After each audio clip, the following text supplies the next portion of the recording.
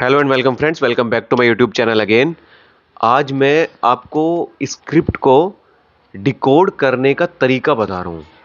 क्या टिप्स हैं, क्या क्या कुछ जो फॉर्मूलाज है, क्या टेक्निक है, किन जिन पे हम काम करते हैं, उन मेथड को अप्लाई करते हैं, क्या कौन से मेथड हैं। तो आपको एक अच्छा एक्टर बनने के लिए उन पे काम करना बहुत ज़रूरी है ना। एक जो अच्छे बड़े एक्टर्स होते हैं वो उन पे ही काम करते हैं। और मैं पहले और बहुत सारी वीडियोस बना चुका हूँ अलग अलग टॉपिक्स पर। मैंने बताया है, समझाया, जितना मैंने सीखा है एकेडमी में, वर्कशॉप में, क्लासेस की है, प्रैक्टिस की है, जितना एक्सपीरियंस किया है, जितना मैंने सीखा है, वो मैं शेयर कर रहा हूँ आपके पास यहाँ पे, आपके साथ शेयर करता हूँ। ठीक है। तो एक डायलॉग या एक स्क्रिप्ट को, किसी लाइन को डिकोड कैसे करें, तो उसका जो 5W है जो मैंने बताया है वो भी है। ठीक है। वो प्लस जो मैंने कंटेक्स्ट बताया है वो, इसमें आज मैं नई चीज बताने वाला हूं। नई चीज है, वो पुराना नहीं है कि उसी को रिपीट रिपीट करूंगा। देखिए, जो 5Ws या कैरेक्टराइजेशन है वो तो है, ठीक है, कंटेक्स्ट है वो भी है, लेकिन जब आपको एक लाइन या स्क्रिप्ट मिलती है, आप ये 5W समझ के, 5W या सिचुएशन समझ के, उसका बैकग्राउंड समझ के, उसका कंटेक्स्ट समझकर, फिर आप जब ये चीज अप्लाई करेंगे तो वो एक एक जीवंतता आएगी उसमें, उस कैरेक्टर में। जैसे जैसे मैंने पोज का, स्ट्रेस का बताया कि पोज कहाँ लेना चाहिए, कहाँ जरूरी, कहाँ कहाँ लिए जाते हैं, स्ट्रेस कहाँ कैसे किया जाता है, क्यों किया जाता है, जो एम्फेसाइज किया जाता है वो सब जरूरी है।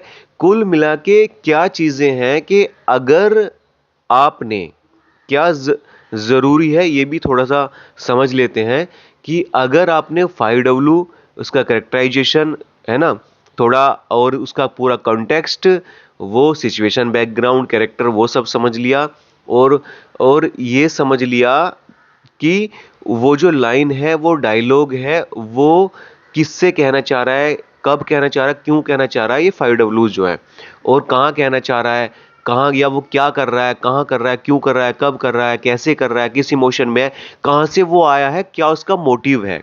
ये 5W से ज्यादा हो गए मेरी नजर में, हो जाते हैं, मैं सब ये मान के चलता हूं।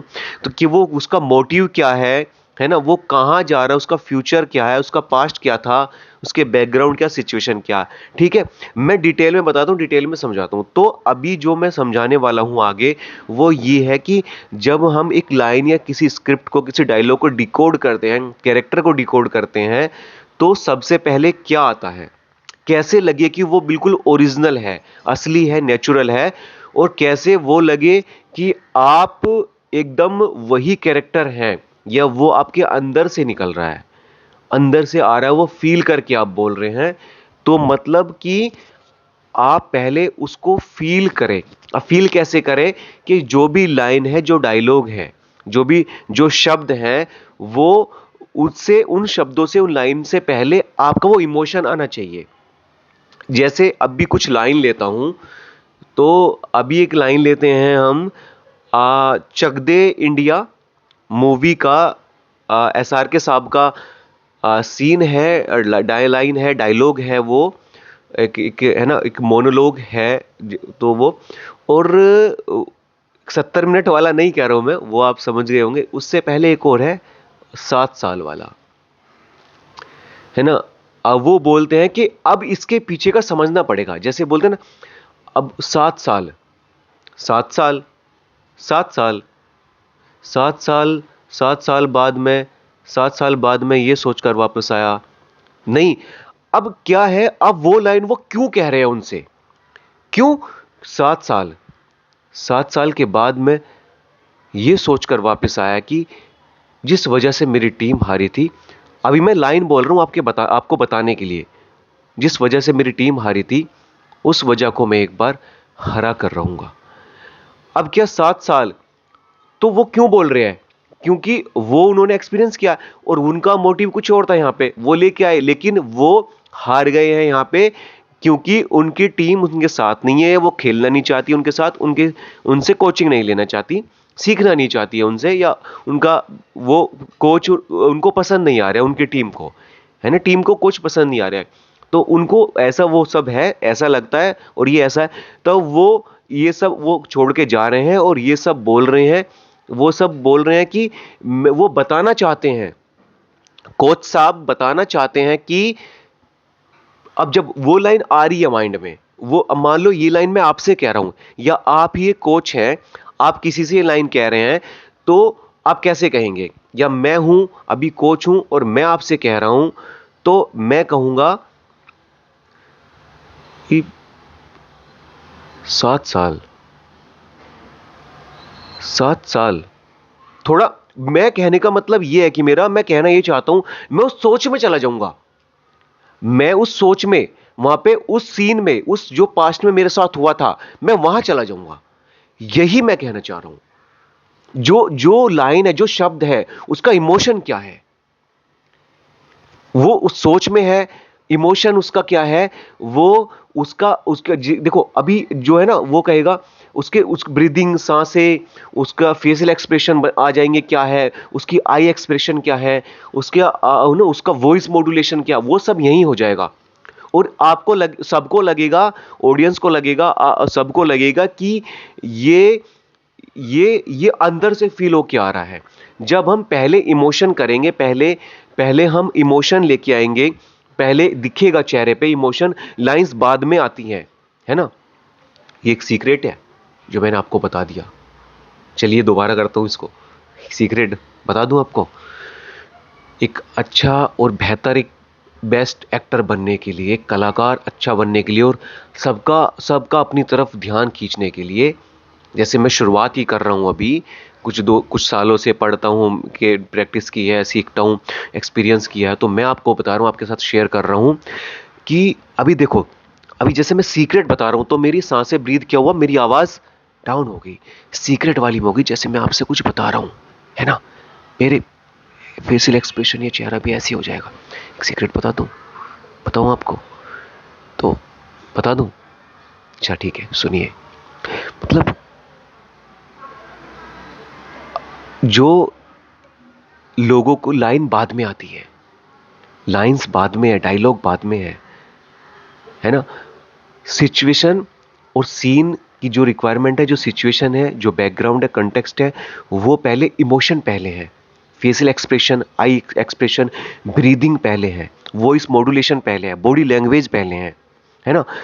पोज, स्ट्रेस, जब आप वो शब्द लेंगे तो उसमें पोज देंगे, स्ट्रेस देंगे, इसलिए कि वो आप किससे क्या मैसेज कन्वे करना चाहते हैं, क्या डिलीवर करना चाहते हैं, और ऑडियंस को या सामने वाले को, उस कैरेक्टर को वो सही से डिलीवर हो, मीनिंगफुल लगे, उसका पॉजिटिव इंपैक्ट हो, पॉजिटिव नेगेटिव कैरेक्टर जैसा भी हो, लेकिन सामने वाले की समझ में आए, ऑडियंस के समझ में आए कि आप क्या कहना या क्या बताना चाहते हैं, है ना। उसका मैसेज क्लियर हो पाए, कन्वे हो पाए, अच्छे से वो डिलीवर हो पाए, उसका मीनिंगफुल वो हो, मीनिंग समझ में आ सके। वापस हम इसी लाइन पे आते हैं। 7 साल,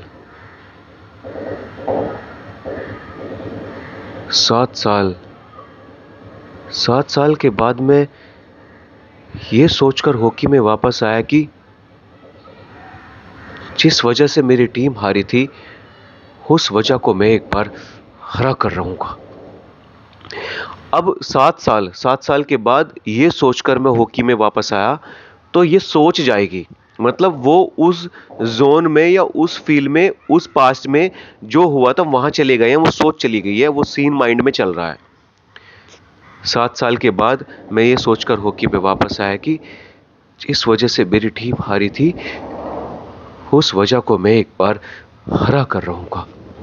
अब हरा कर रहूंगा, कॉन्फिडेंस है, मैं हरा कर रहूंगा।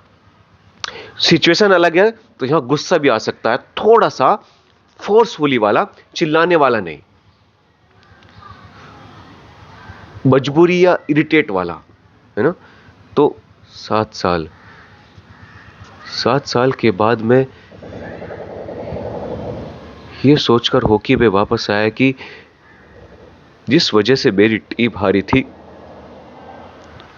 उस वजह को मैं एक बार हरा कर रहूंगा,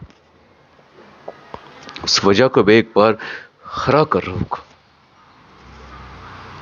लेकिन आज मैं फिर हार गया। लेकिन आज मैं फिर हार गया, तो इसका है मजबूरी। मैं फिर हार गया क्योंकि टीम खेलना नहीं चाहती है साथ में, मजबूरी है। मैं फिर हार गया। 7 साल, 7 साल के बाद मैं ये सोचकर हॉकी में वापस आया कि जिस वजह से मेरी टीम हारी थी, उस वजह को मैं एक बार हरा कर रहूंगा। लेकिन आज मैं फिर हार गया। तुम्हें मुझसे तकलीफ नहीं है, तुम्हें तकलीफ इस बात से है कि मैंने तुम्हें एक दूसरे के बदले नहीं, एक दूसरे के साथ खेलने के लिए मजबूर किया। अपने से पहले अपनी टीम के बारे में सोचने के लिए मजबूर किया। अपने स्टेट से पहले इंडिया के लिए खेलने के लिए मजबूर किया। ठीक है, तुम लोग जीत गए, मैं हार गया। तुम्हें मुझसे तकलीफ नहीं है, तुम्हें तकलीफ इस बात से है कि मैंने तुम्हें एक दूसरे के बदले नहीं, एक दूसरे के साथ खेलने के लिए मजबूर किया। अपने से पहले अपनी टीम के बारे में सोचने के लिए मजबूर किया। अपने स्टेट से पहले इंडिया के लिए खेलने के लिए मजबूर किया। ठीक है, तुम लोग जीत गए, मैं हार गया। अब वो इमोशन आएगा, फीलिंग्स, आवाज चेंज हो जाएगी कि मैं ना चाहते हुए भी मैं हार गया। मैं वहां हार गया। मैं क्या सोच के यहां पे आया था कि मैं जिस वजह से मेरी टीम हारी थी, उस वजह को मैं एक बार हरा कर रहूंगा, ये सोचकर मैं यहां वापस आया। जो सेलेक्टर्स थे उनको जवाब देके बोल के मैं यहां वापस आया। लेकिन अब मेरी टीम ही मेरे साथ नहीं खेलना चाहती है, तो वो मजबूर हो गया। वो कोच साहब मजबूर हो गए और वो जा रहे हैं। तो कहते हैं ठीक है, तुम लोग जीत गए, मैं हार गया। लेकिन तुम लोगों से हारने का अफसोस नहीं है मुझे। लेकिन तुम लोगों से हारने का अफसोस नहीं है मुझे। लेकिन तुम लोगों से हारने का अफसोस नहीं है मुझे। मुझे अफसोस इस बात का है कि मैं अपने मुल्क से हार गया, जिसे मेरा खून पसीना दिलो जान देकर भी यकीन नहीं होता कि मैं कभी उसकी टीम से खेला था और जिंदगी भर उसी की टीम से खेलता रहूंगा। अब देखो, ठीक है, तुम लोग जीत गए, मैं हार गया। ठीक है, इमोशन चेंज। लेकिन तुम लोगों से हारने का अफसोस नहीं है मुझे। एक बात बता रहे हो वो, लेकिन तुम लोगों से हारने का अफसोस नहीं है मुझे। अब यहां फिर वापस लाइन बदली, इमोशन बदला। लेकिन तुम लोगों से हारने का अफसोस नहीं है मुझे। फिर वापस सोच में, मुझे अफसोस इस बात का है कि मैं अपने मुल्क से हार गया। मुल्क से हार गया।